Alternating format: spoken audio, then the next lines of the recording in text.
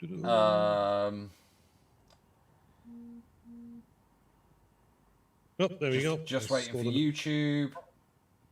Just popped up. All channels live.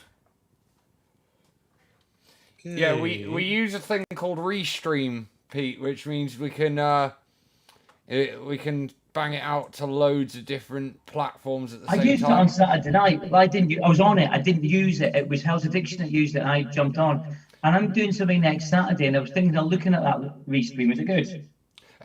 Mark's more your guy to ask on that, to be honest. Yeah, it works well. There's also, it has a nice little buffer on it as well. If you do drop the stream, if you've got 60 seconds to rejoin, multiple streams, pretty much almost all the platforms actually. I don't think of any that you can't stream to. There's a free version, and if you want lots and lots of different connections, you got to pay for some of them. But that's because I was going to use that, and then somebody said they should use OBS instead, but I wasn't sure. We use them together. OBS is just how you transmit. Restream takes what you've transmitted and sends it out to the different platforms. So if I'm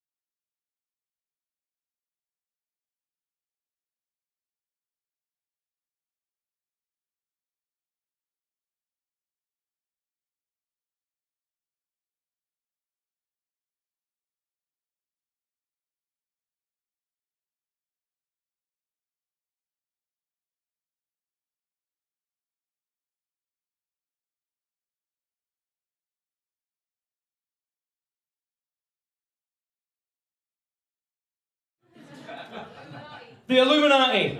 It's got a T in it, by the way. The Illuminati. The Illuminati. Illuminati this. Do you know what a kid told me? Do you know why Alan Rickman died? I said to him, because he smoked a lot and he was ill. No. The Illuminati don't like Harry Potter, innit? What? Kids believe that shit. Yes. No. No. Somebody saying yes or no. The Illuminati, I've got to give you an example, right? I took my kids to Box Hill, the very elite place in Surrey, very nice. Got them off the coach, got them to stand next to the lookout area, apologised profusely to the bus driver, and got there, and they're standing around. Oh, look! What? What? And I went, look! The Illuminati, see? And I said, it's a map with a circle around it. And he went, yeah, look what it reads. It says, you are here. He goes, yeah, how do they know? But you know when, and you a lot of adults here, right? And you won't know because you're young, so quite young and there's a lot of us are quite cynical and old. Do you know when you don't listen? So you know when your kids talk to you, you don't listen. Right? You know that, right? So, kids. Dad? We could be at websites, red tribute. Where's the other one? There it is. Not just that. So kids don't listen, and that's the problem. So Gene Simmons. I fucking love this! I fucking love it! If I ever support kids, I'm fucked. Oh my god, Tommy Johnson! You know, Gene Simmons said, guys, let's make a black and white, be like David Bowie, but better.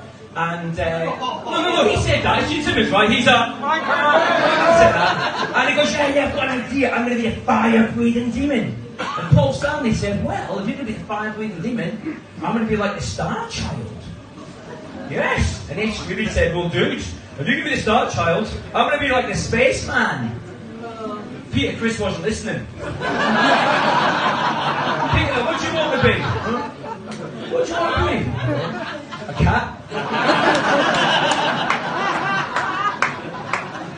It's so strange. I love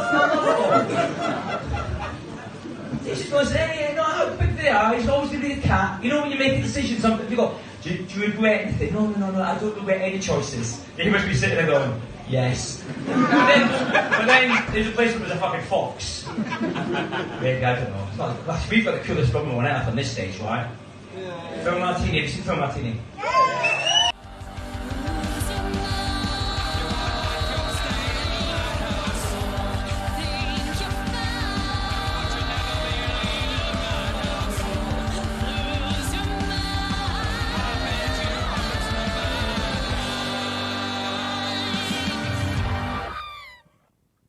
Good evening once again. I bid you welcome to the Madhouse. My name is Adam Feasey. This is my co-host, Mark David Stallard. How you going, Mark? I am doing well, thanks, old man. And I just want to say, bid you all welcome to the Madhouse. Right. Okay. Tonight might be a tad different, if I'm completely honest with you. We don't have a musician on. Well, he probably wants to play something one day, but ladies and gentlemen, comedian, author, life coach, and probably everything else extraordinaire, Mr. Pete K. Mally. How you going, Pete? Welcome to the Madhouse to you, brother. Thank you very much. I've always wanted to be a guitarist, but I can't have any skills, so I'll just have a big ego instead. Yes, I am great. Thank you so much for inviting me. What an absolute fantastic way to spend my evening. That sounded sarcastic. It wasn't. I genuinely mean it. Adam and I also pretend to play guitar as well. Yeah, all right, fair enough.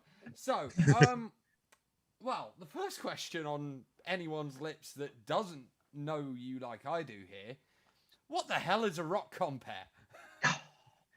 So yeah, it's a weird one. It's a weird one. What I do is fundamentally what I do is I compare the stages. I like introduce bands, get them on, But I'm a little comedian. And weirdly, what it is I'm a stand-up comic, and I've been touring my stand-up comedy show, two, 3 or 4 tours, and doing it for years and years. And you've always got a theme. So one of my themes is about teaching. One of the themes was about life. And one of my themes was all about rock music and my love of music and my love of rock music and kind of defending. I know I shouldn't do, but defending rock music. So that was it. It was all about, it was called For Those About to Laugh, and it was all about defending rock music. So that's where I've came from, I think. Nice. Because when I first saw on your Facebook page, rock compares, just like, Yeah, well, I made that title up. It's kind of like, I wanted to sound important. You know, I wanted to sound like, instead of saying like funny rock fan, which could be like anyone, and that sounds like something from like a dating site, I just thought rock compare. I didn't actually give myself that. Somebody else gave me that title, but I'm happily like everything, take it. Everything that's free, I'll take it. hey, it's a good philosophy for life, really, mate. Adam, I just checked, and you're coming out really quite quiet. I've just upped my volume a bit. Hold on. We can talk about them now. You can. Yeah. So you guys, he's gone. You guys watching this, what do you think of him? Tell us. Hey, I'm still here. Oh, no. I can't say it now. I was going to say, what's with Adam's hair? I've been asking myself that, bro. Come on. What? Yeah. It looks good. Yo, so how long have you been doing the whole stand-up thing? Well, stand-up comedy about 10 years. Well, in fact, I always say people 5 or 6 years, and then they get a memory on Facebook, and it's like 11 years ago I was playing this gig.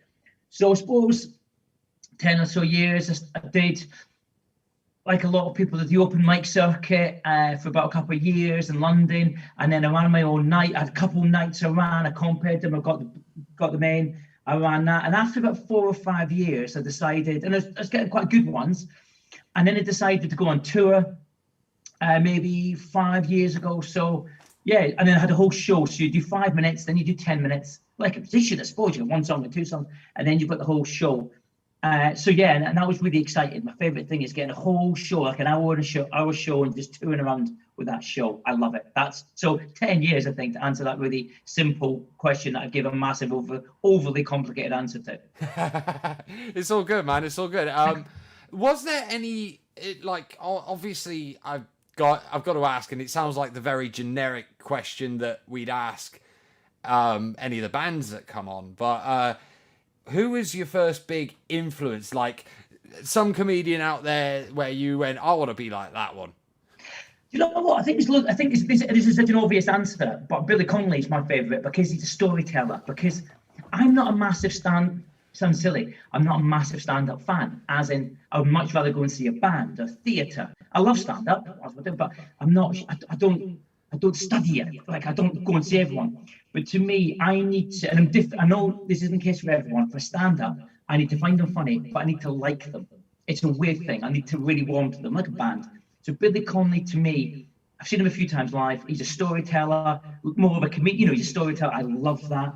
Andy Kaufman is my hero, my comedian hero. Obviously, American guy. He's dead now. I've never met him. He's dead, or maybe he's not dead. Who knows? But I probably wouldn't like him if I met him. But he's a genius. To me, he's a genius. To me, this man is a genius. So yeah, Billy Connolly, Andy Kaufman. But then people, and it's not cool to say this. I know it's not cool to say this, but you know what? I don't care. People like Lenny Henry, people like Ron Atkinson, absolutely charmingly funny. I'm not saying you can't offend, but not offensive. Just meanings. And as a kid, I watched Lenny Henry be mixed race. I watched Lenny Henry and his humor really got it. I'm like, yeah, I get that. So yeah, you know, I look at people like Victoria Wood, who isn't cool, but oh my God, was she funny? You know, Tommy Cooper was a legend. I didn't really appreciate him until I got older. But yeah, so Steve Martin in the States, nice. Yeah, the normal ones, but just genuinely, I don't think you have to be. People say, "Oh, mainstream are safe." I just think they're funny, and funny's good, you know. Yeah. Well, I mean, it's like the only real prerequisite to the job, isn't it? You would like to think so, but there's like bands, isn't it? You get some bands who kind of go, "Yeah, but we do this and this," but yeah, but you're a bit crap. Do you know what I mean? It's like comedians, like, yeah, you can do all the offensive stuff or do all this, but if you're a little bit crap, then. You know, people can say that about me, so but at least. Nice. I'll tell you an interesting personal story, a moment that's quite relevant to that. I went to Western College studying music, and it was the opening of their brand new campus, and we'd already been studying there for a couple of months, but then was the big opening with everything working and all that. Lenny Henry actually came down to do it, and he did a stand-up set in our auditorium, and I was actually working sound for him that night. Oh, wow. I bet he was nice, was he? Yeah, really nice guy. Bullied the hell out of the sound guys while he was on stage just because he could. And I like it was that. like, oh, Yeah. you lot haven't been listening to your tutors, really, have you? I mean, have you heard this? Like, I did a gig in the Epsom Playhouse, the biggest gig I've done, and it was only the small theatre in the Epsom Playhouse, but it was sold out, a couple hundred. And the sound guy said to me, right, he did some down lights, and he said, well, what do you need? So I told him what I needed. And he said, right, how do you want it to look? And I said, look, dude, you're the sound guy, you're the light guy, and you're the sound guy. You know what works in your theatre, right? So if you could do that, that's great. And he said, mate, I'm so glad you said that. Yesterday, I had a comedian, I can't remember, I don't know who it was, actually, didn't ask. And all he said was, if I see the audience, I'm walking out. I'm like, what? And he goes, this guy was horrible. He was horrible. And he just, to any of the audience, he walked out. And he said, he was just making this light and sound guy did way better than I could imagine, because he knows his theatre, right? He knows it. So he made me look good, and I'm sure he made me funny as well. So happy days. Yeah, nice. Our first audience questions come in. Exciting. Yeah. I told you before the show, me and Mark don't run this. These lot do. Okay. So from Muttley, I'm pretty sure you know Muttley anyway. Muttley's a rock and roll legend in the UK. He's a geeks. He's a real music fan, and he's amazing. Muttley's a massive inspiration. He's a real music fan. Yeah. Oh, guys, he hasn't paid me. He hasn't paid me. Well, I've not paid him to ask a question to look popular. I want to say that just now. I'm sure your check's in the post, Pete. Yes. But, well, 2 questions from Muttley. One of them he has asked, and one of them I've already preempted that he's going to, because he does to everyone every week. Firstly, how do you deal with hecklers? Muttley in particular. No, I love it. Thing is, though, and it sounds a horrible thing to say, and it sounds arrogant, and I apologise if I don't mean to sound arrogant at all. But the thing is with hecklers is usually it's men, usually they're drunk, and usually I'm smarter than them. So there's 3 things that usually work for the best. I'm never nasty. So if I deal with a heckler and I feel that actually I put them down enough and it's fine, but maybe I've gone a little bit too far. And it's not unusual. It's not usual to do that. But if it's the case, I will make sure at the end of that gig, in front of everyone, I will invite them on the stage and give them a massive hug. But usually the hecklers do it because they're trying to impress someone, or they think they're funny. Either way, it's great. And as a comedian, I love hecklers. I spoke to it with Sons, and somebody heckled. A lot of people are like, oh my God, somebody's heckled. Like, this is what I live for. I love it. I love it because it shows you interaction. You'd rather get heckled than ignored. Well, yeah. I don't want that. If you redo the show, I want that bit out because I know what's going to happen. No, yeah, I love a heckler. It's not like, you know what I mean? Mate. No. These stay unedited, buddy. This is going out live right now as well. They always think as well that you've never had these things before. So I'm not tall, but if you were tall, you know, people who are tall get told, "Oh, is it cold up there?" And you're thinking you've heard it 100 times before. It's like hecklers. You're bald. You're ugly. You look like Omar Lily. You kind of go, "Yeah, I know these things." So the key with stand-up comedy is trying to get these things in before the heckler does. You know, hey, there's some tradecraft lessons from Pete K. Malley right there. I walk on stage. I'm fat. I'm bald. I'm not funny. I know I'm shit. Right, what's next? Thank you very much. Good night. And the obvious question from Muttley. Let me follow up on that. Have you got what's the craziest bit of heckle that you've had to deal with? Do you know what? I get a few. This isn't the craziest, but this kind of befuddled me one time. I did a gig, and it was in London, and it was like in one of these open mic night things. And 2 guys stood there, and they paid £6 to get in, and they stood there backs against the wall for the whole night, looking miserable. I was headlining that night actually, and I came on and they laughed, and that was great. And they said to me, "All right, mate, that was funny." And I said, "Thanks." And they went, "We thought it was going to be rubbish." And I thought, "Why did you come then? But why are you here?" What? You get a lot. The best one I got, the weirdest one I got. You get some weird ones, you get some odd ones, and it depends on the drink. You get people who think they're funny, but if there's drinks involved and a lot of drink, sometimes it's painful. But I think the best one I had, or the most unusual one, was Wolverhampton when I was supporting the Wayward Sons, because I've got this big a joke that revolves around the band Kiss. And when I mentioned Gene Simmons, somebody shouted out like, "How's swearing on this show, by the way?" Go for it. Go for it. If mums are watching, it's not bad swear word, but I'm realising mums are doing a wanker, right? And that's funny because it's Gene Simmons and yes, and it was funny. But then what happened was he felt bad. The heckler apologised to me at the end. I said, "Mate, that's cool." But every night from that tour, every time I said the joke, the audience then shouted that wanker. But then towards the end, they preempted it, which was even better because I could like play with them. So that made my show actually funny. In fact, I owe him my career because that was probably the funniest thing. I love it. I love it. Muttley's weekly question has to be asked because he will probably have me if I don't. Muttley's weekly question. That's the name of an album, a concept album right there, isn't it? Oh yeah. Sausage sandwich or bacon butty? Bacon butty, dude. Bacon butty anytime. Without a shadow of a doubt, bacon butty. Why wouldn't you pick a bacon butty? Bacon butty. Woof. Woof. Muttley, you got your question in, bruv. You're safe for another week. Bacon butty, no sauce, bacon, bit of butter, bit of marge. That's it. Boom. But yeah, no. See, I saw the one of the clips of the Kiss gag. Oh my god, It's a funny gag, but then heavy metal's there to be, and I mean this. I tweeted out Planet Rock when I was doing my tour and said, this is before I was supporting Wayward Sons. I'm doing this tour, slagging off and laughing at rock music, and they sent me such a crappy tweet back going, "You can't laugh at our music."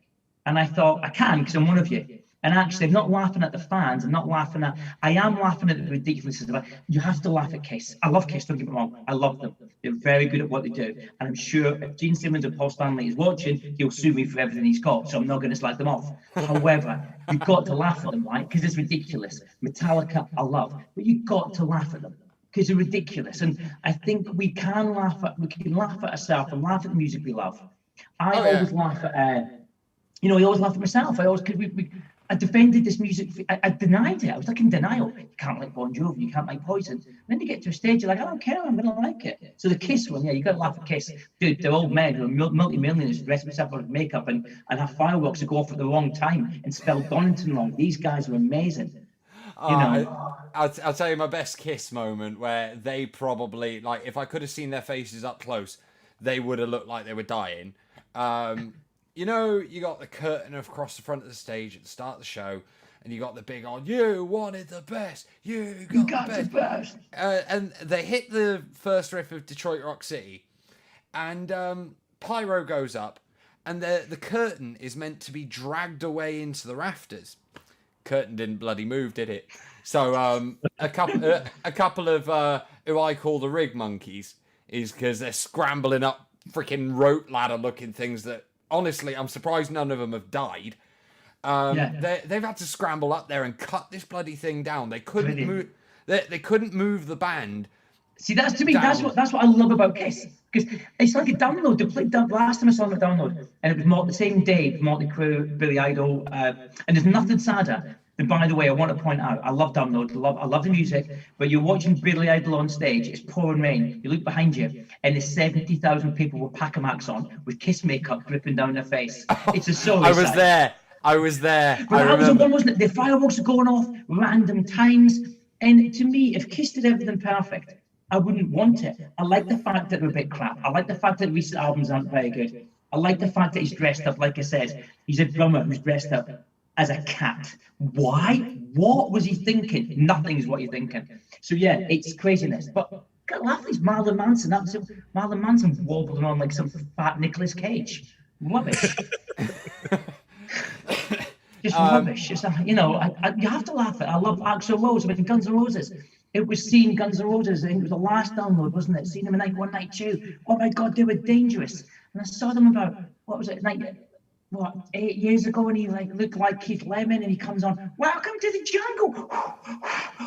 Wearing winkle pickers. You've got to laugh at it, Axl. I love them, Axl. Don't sue me, but I'm not going to slag off lads over because he will sue me. Mr. Rose, if you're watching, and Pete doesn't mean anything he says, there are powers that be behind this show that pay us good money to say what we say, and That's the end of it. But Axl Rose, I love Axl Rose. He's everything about rock music, and he's called Bill Bailey, and I do love him. And he's got a hell of a voice. Still has got a hell of a voice. I must give Axl his credit. He's a bit overblown. The show was at Download, but better than I could do. So let's just pick on Lars Ulrich instead. Okay. Well, okay, yeah. Let's pick on Lars Ulrich. Okay, so who's a not very good heavy metal drummer? Do you know what? I don't mind Lars Ulrich. I don't mind Metallica. I love Metallica live, but I always said this before. Imagine James Hetfield who wasn't in Metallica and he like walked in Greg's and you sort of bought a sandwich from him. I bought a sausage roll or a bacon roll. And Motley, and you said, "Oh, how much change am I get?" And you'd be like, "Give me 5, give me 2, give me 2.55." Yeah. And you kind of think you can only be a singer, James. You couldn't do anything else. Yeah, honestly, those guys in Metallica, you could not imagine them doing a regular day job or nothing like that. I remember seeing like the nearest to a day job I've ever seen those guys doing right was they've got the All Within My Hands Foundation, the charity, and for like feeding hungry kids and that. And a couple of years ago they were doing this big sort of like a massive version of a food bank, but Metallica were actually the ones handing it out. Yeah. I'm just there thinking, good on you boys, stick to the stage, will ya? Yeah, I mean, Kirk Hammett, I love Kirk Hammett, but let's face it, if he got a job in Debenhams, you'd get bullied every day. Do you know what I mean? You'd be getting a wedgie in the aisles. But I love them. I love Metallica, and I do love the music. And I even, apart from Lulu, which is the worst album ever recorded of anybody in the world, I actually like Load and Reload. I don't, come on, bring it on, bring on the hate mail. I love them both. Oh, hey, look, I will stand with Pete K. Malley right now. I love Load and Reload. But Lulu, I love Lou Reed. I love Metallica. Can't not together. Yeah, it's like jam and butter. I like butter, like jam, not together, dude. Mark, did you ever hear that Metallica and Lou Reed album, Lulu? I don't think I have. No. Listen to it tonight. Just listen to it. You won't believe how bad it is. Pick any song. It's kind of it's awful. And I'm not a negative person, and I try not to slag things off, but I can't think of any nice thing to say about anything of the album. I've listened to it a few times. Yeah, literally, other than the fact that you like both who are on it. Yeah, but I would rather, and this sounds awful, I would rather listen to Transformer and listen to, let's just say, St. Anger, which I don't think you like. I'd rather listen to them both at the same time. I would. That would be a fucking din, wouldn't it? Well, not as bad as Lulu. I'd rather listen to actual Lulu, right? And that's saying something. That's something. We're getting Lulu comments in the chat, actually. Another question coming from Muttley. What's your... Actually, before we do Muttley, there's something else that's happening in the chat, and I think this is more of a question for Adam. And Mr. T. Feasey mentions that Adam always wears his lipstick at Download. Muttley questions that, saying only at Download. And then Caitlin and Clay asks, what shade is he using? So Adam, what shade do you use? Right, what happens at Download stays at Download, and that's my story, and I'm sticking to it. That's what Marilyn Manson said when you wobbled off the stage. Oh, Jesus, how do you know it wasn't really me? Because you've got, yeah. No, Muttley asks, what's the best comedy show in general you've ever seen? Oh, best comedy show I've ever seen, live or on TV.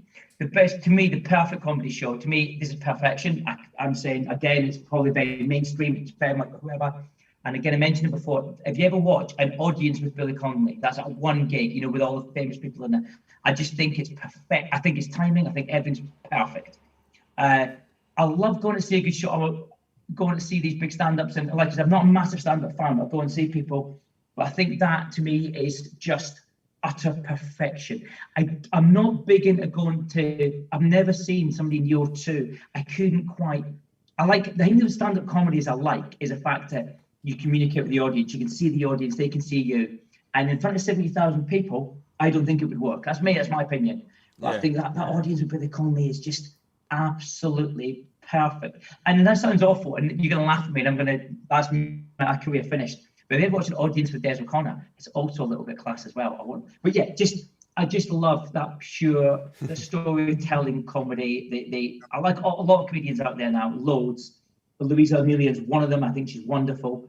But I just that audience with Billy Connolly on TV is the best thing I've ever seen. And seeing him live, I've seen him in Dundee when he talked about Dundee a lot, and I like that. And I've taken when I go into cities, I'll do about 20 minutes of talking about that city because these people are from that city, and I always feel you owe them that. They've came to see you, they've spent their money, their hard-earned money to go and see you, and what you can give them back is an hour of happiness.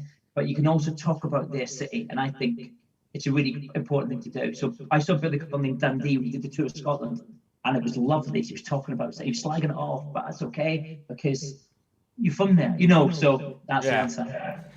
Even though I'm annoyed at him right now, one from Tony Feasey, which does need to be asked. First band you ever saw live? First band I ever saw live was Big Country, which isn't bad. I like Big Country, big fan. I got them in my book because the first band I saw live, they were the second band I saw live, and they were the third band I saw live. I saw them 3 consecutive nights. The fourth was Howard Jones. We won't talk about that. Could be worse. But I've always loved the music, and that got me into it. And I think that was and then, that was it. So I'm Dundee, so the Caird Hall didn't have massive, well, it used to have, and then like Queen and stuff played there. But when I was growing up, it was, so Big Country was the first band live. And I'm very proud of that. Could have been a lot worse. Nice. Pete, you are a jack of all trades. Can I jump in quickly? Connolly, I remember watching him. I've seen him many times, and it's. I think he's fairly unique because he doesn't actually. I don't think I could tell you a Billy Connolly joke. Nope. Every show I've ever heard, it's just been like I said, it's just been a story. Can you do a show like that where it's just storytelling? That's what. So I did a set. I've tried different things, and what I'm trying to do now, if I was literally 0.5%. If I made anybody 0.5% laugh, as Billy Connolly makes me very happy. Right? But I think I tried to do that now in the set I had designed for 2020 that was thrown out the water was one big story arc. And next year or this year, who knows, I'm touring and I'm writing a new one. And this whole thing is one big story. And I go back, and I think people like stories. I think people like a story more than. I'm not a one-liner. I've got a few one-liners, but I'm not a gag. I think it's a different art. I love it. It's amazing, but it's not for me. It just kind of after 5 or 6 minutes, I kind of go, yeah, okay, you're going to be clever with your words. I've not got the intelligence for that. So I wish I could. And one day I hope to. I would love to be able to do that. Nice. Excellent. Nice. Pete, you are a bit of a jack of all trades and master of at least one or two.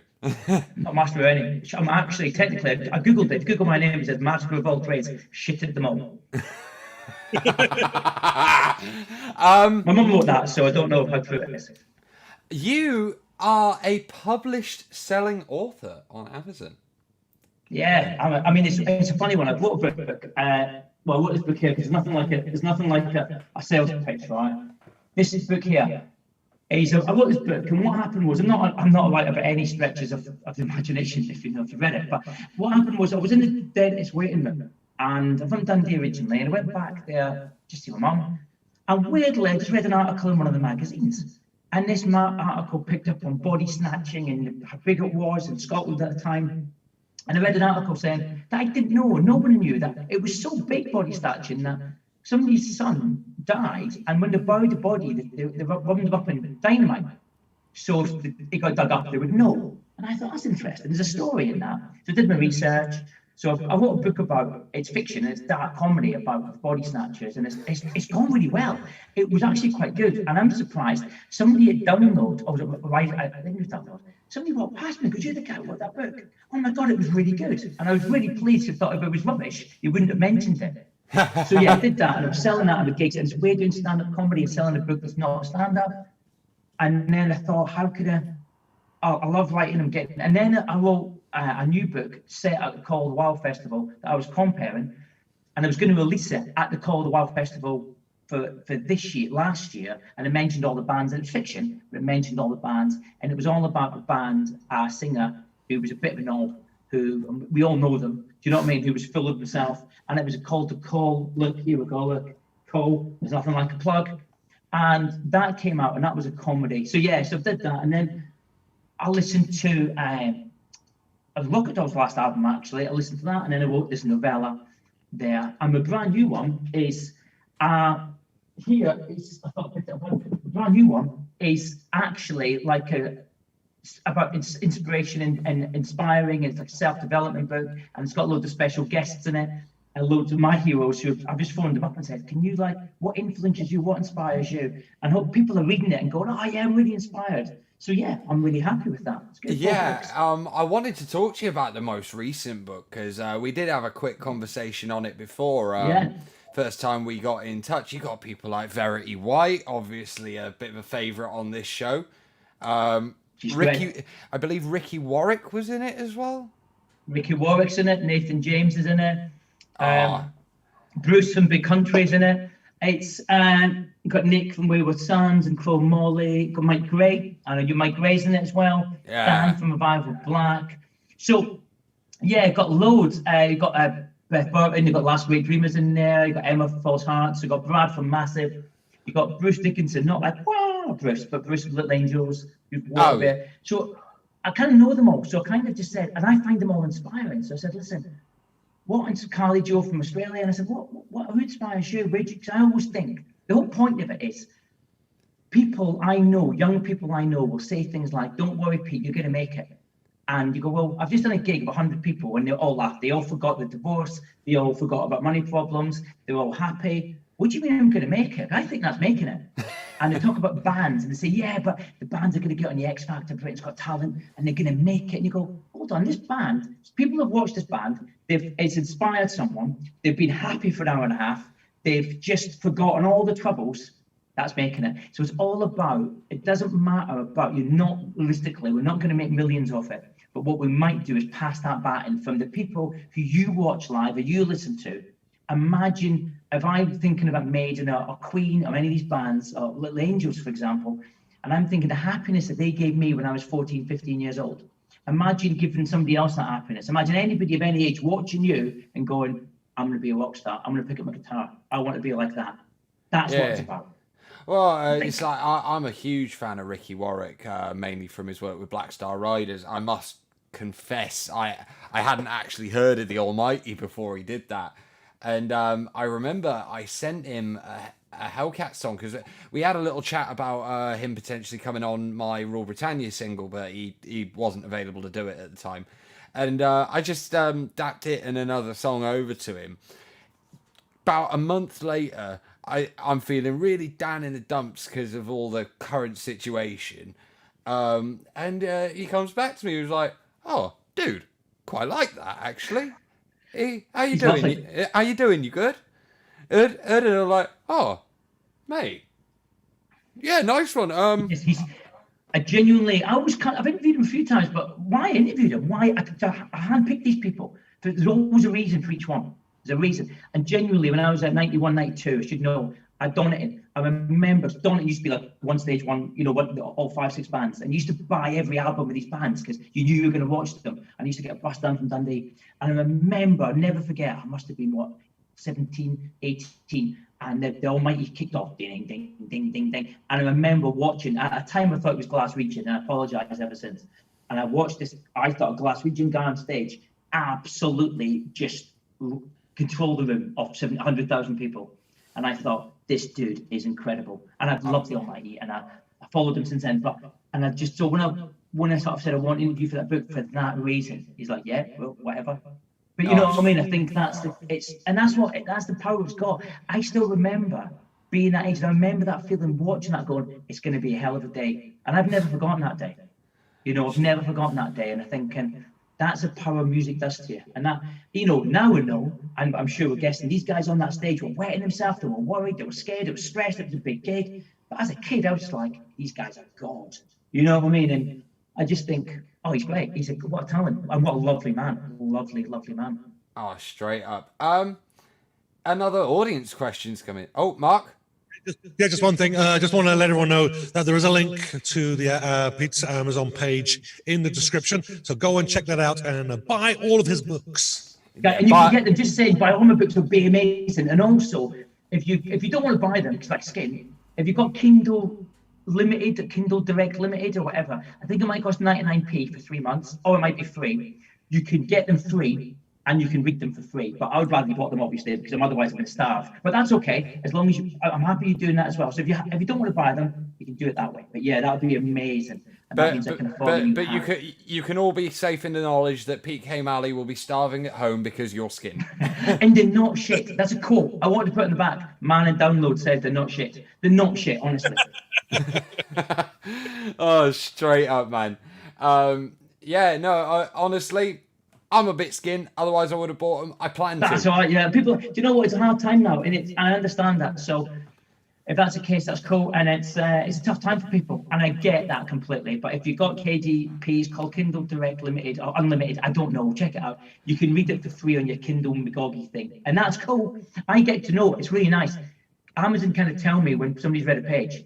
They don't give me anything. They give me like 0.001p, but that's okay. I get told, and it's a nice feeling. It's like Spotify for books.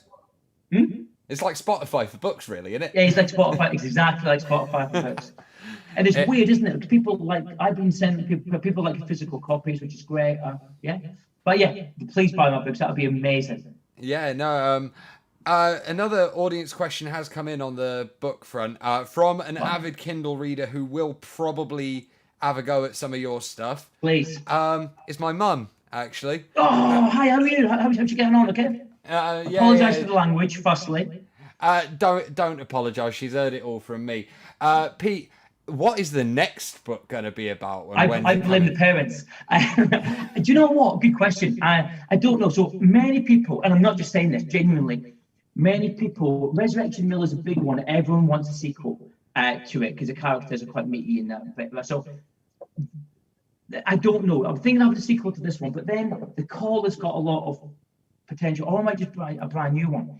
Actually, I've got I don't know, I'm sure all the creative types have got this. I've just got loads and loads of notes, like stand-up notes and my book notes, and I've got notes for everything. Sometimes I find punchlines that I don't even remember writing a joke, but I've got notes, and funnily enough, today I thought of an idea, and I want to stick with the comedy because I like the comedy in it, but I was thinking of an idea today that was a bunch of vampires who joined a heavy metal band because it would be like eating blood, but actually, sadly, it was just like white middle-aged men in the audience because it was like classic rock, and they were slightly disappointed. So it's kind of like that. I don't know. So to answer the question, I have no idea, but there will be another one, and it will be good. Or quote, it won't be shit. I'm sold on the vampire idea, mate. I want in. Trust me. And the white middle-aged man, what could be better? What could be better? It's like, do you know what could be, speaking of white middle-aged men, I was a rambling man, and because I'm a mixed race, I kind of noticed these things. I think I was on stage and I thought to myself, hold on, you've got like 15,000 middle-aged white men and women, that's fine, but they're reenacting this American Civil War, which I find a little bit odd, and they're all like coming towards with these fake guns and the flags, and on stage I was just thinking, I'm dead. I'm actually dead. Thankfully, weirdly, Living Colour were coming on next. And when I went down, I said to Corey, and then my heroes went, dude, it's weird out there. American Civil War, right? I find it uncomfortable. And they were like wetting themselves, going, this is crazy, man. England's crazy. And he went on stage, Corey Glover, just went, ladies and gentlemen, spoiler alert, that's side one. And I loved it. But no, so I don't know. It's I don't know what it is, but it will be. I love writing. I love the process. I kind of like to think everything I do. It sounds like a song. Because I enjoy it. It comes through in my work. I do enjoy it. I wouldn't do it. I'm at that age now. If I didn't enjoy it, I wouldn't do it. I think you should go for an audio version, mate. Honestly. You know what? I'm going to try to get someone like Husky to do it. I think I'm the wrong choice. I think I might get like someone. I might do. I got the call. I got Ryan Anthony from Riders Creed to read out a chapter. I didn't get him as a lie. He chose to do it. That would have been quite needy of me. But it was really cool. Him reading the chapter. He was in that chapter. Let's face it. No, you know what I mean? But he reading the whole chapter of it, and it was quite cool actually. I liked it. And Kyle from Thea had to put something online, and he was his fireplace, and he was in the armchair, and he was reading the chapter, which is cool. So I think you're right. I think we need to get Mariella Fostrup. You young listeners won't know who she is, but Mariella Fostrup reading my book would be awesome. Nice. Hey, I'll volunteer to read a chapter. I don't the deal's done. You say chapter, you mean the whole thing, right? Send it in the post, it's there. Oh, You're going yeah, to regret saying that. cool. I as soon as I finally get my album done, I'll get to it.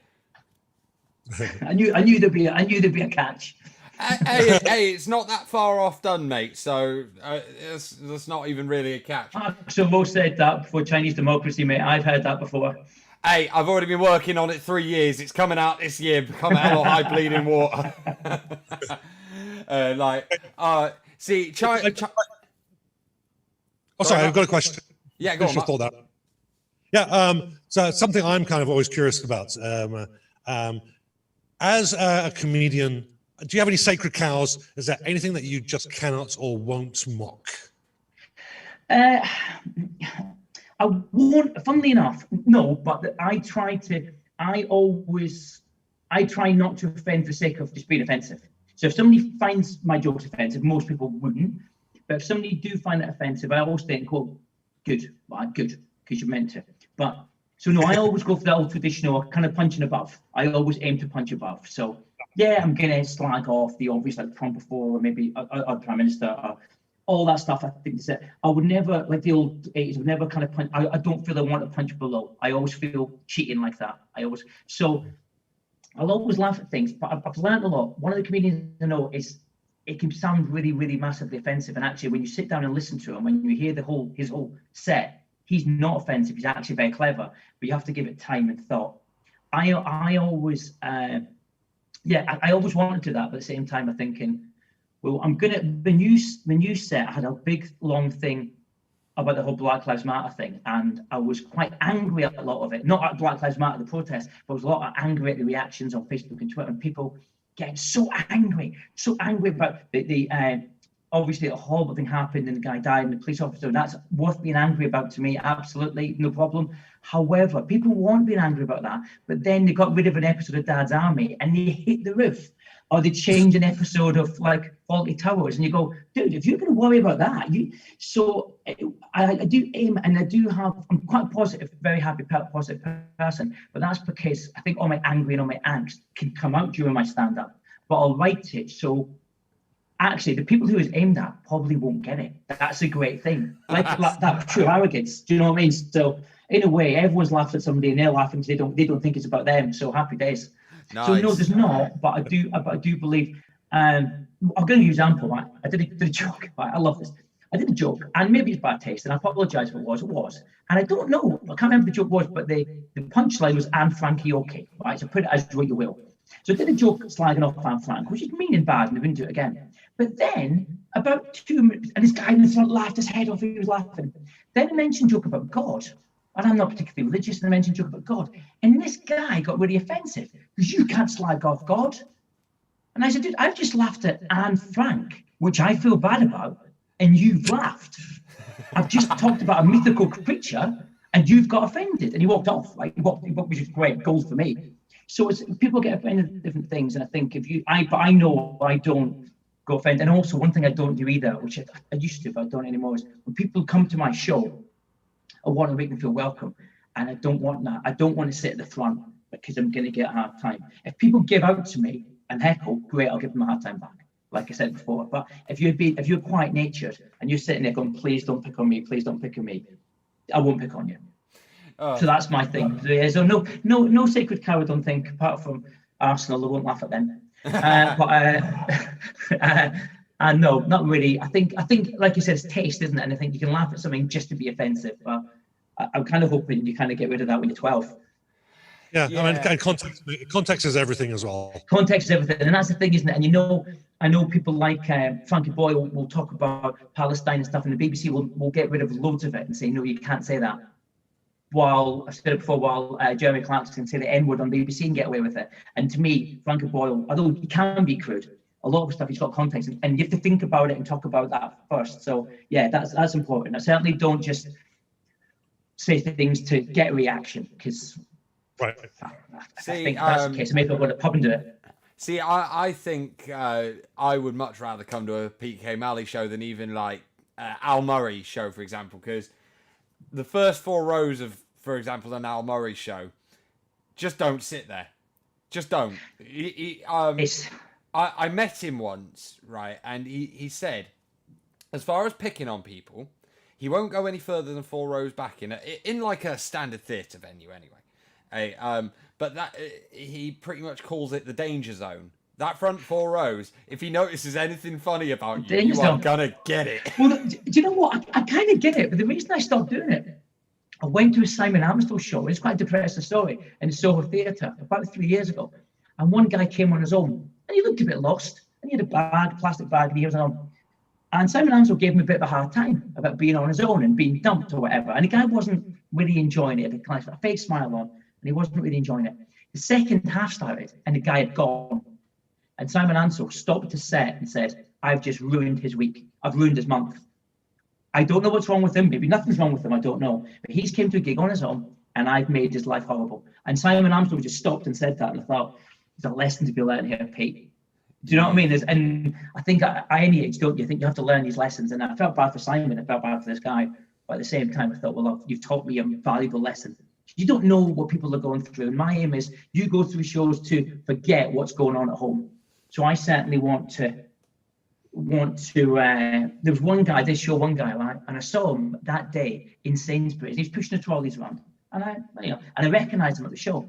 And he was heckling, and I asked him what he did for a living, and he was saying he works for a bank, and he was heckling. And a part of me just wanted to say, "No, you don't, mate. I saw you in the shop."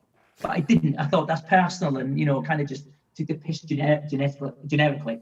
But yeah, it's funny. So yeah, that's my thing. I won't take the piss too much.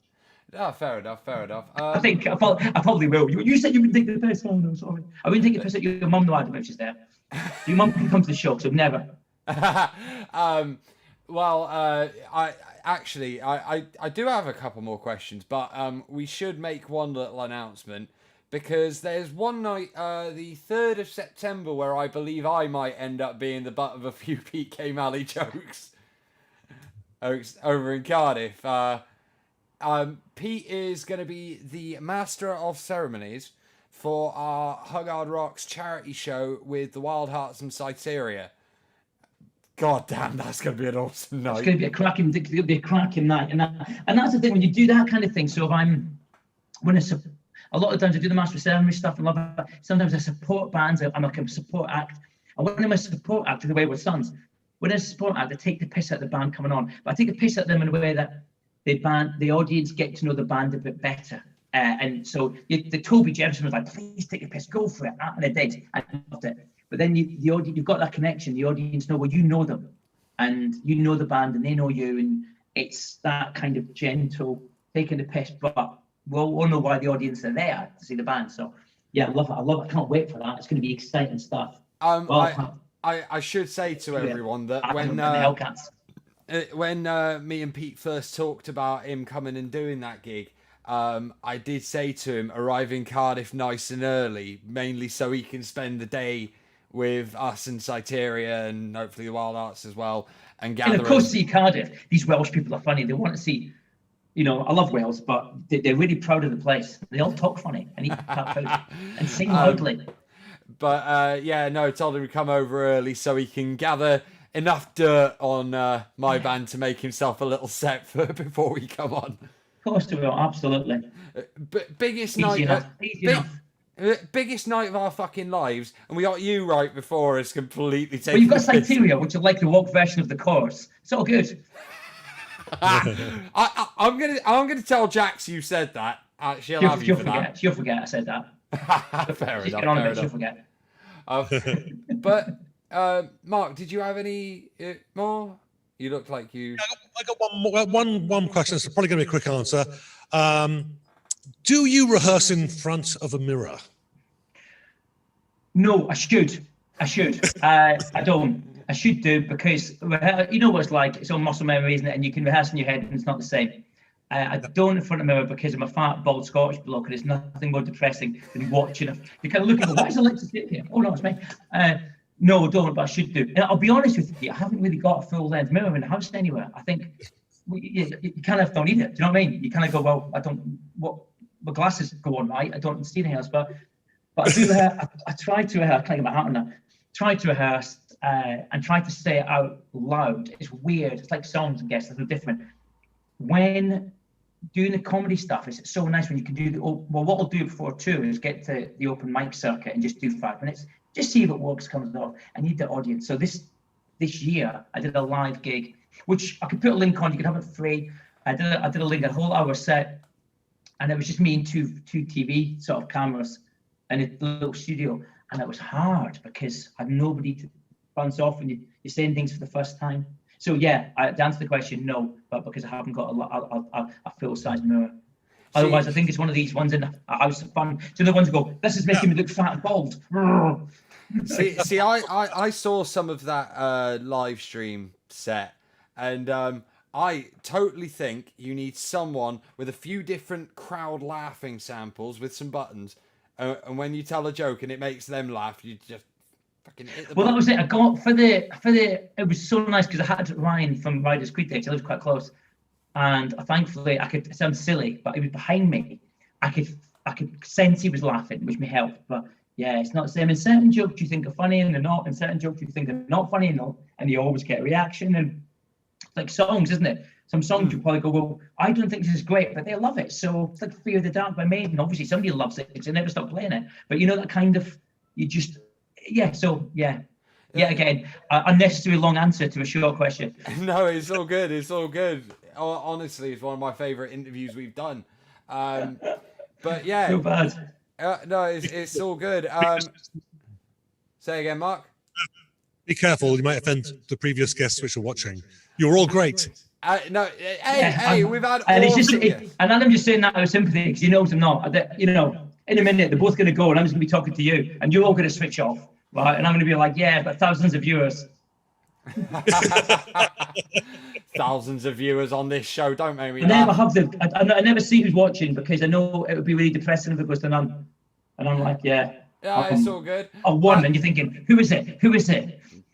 But no, Pete, thank you so much for coming on. It's been an absolute hoot, mate. And frankly, I've learned more than I thought I was going to on an episode I don't know. of this show. I don't know. I'll be honest with you. Many people come to my gigs and don't laugh, or many people come and get bored, but nobody ever learns anything. I think you must have been at the wrong interview. Have you been watching ITN News or something? The news. Doesn't happen. The news. Let's get rid of that name. The news. Let's just call it what went wrong today. Well, yeah, all right, fair enough. What went wrong today? But yeah, no, it's been an absolute.